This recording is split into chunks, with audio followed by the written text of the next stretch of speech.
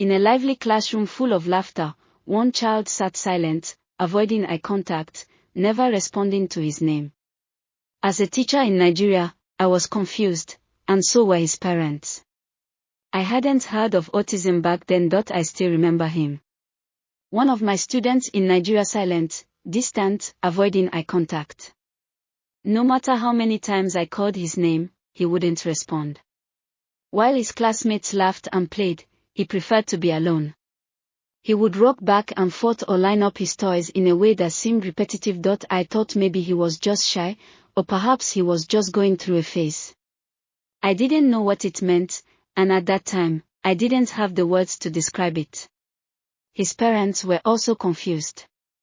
They saw how different he was from his siblings, but they couldn't understand why. We all wondered, what was wrong? I couldn't understand his silence or his withdrawal from social situations. At that time, I had never heard of autism. It was a word that hadn't even entered my vocabulary. I thought to myself, maybe he's just a quiet child who will eventually grow out of it, but looking back now, I recognize that the signs were there all along, signs that could have pointed to autism if we had known what to look for.